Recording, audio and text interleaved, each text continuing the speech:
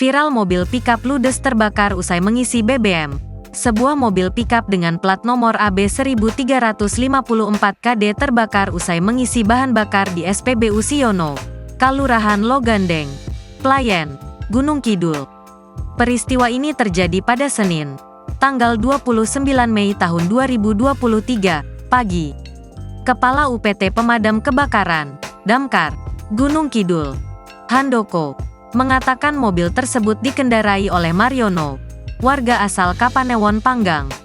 Menurut keterangan saksi mata, sempat terdengar suara letupan dari kabin saat mesin mobil dinyalakan.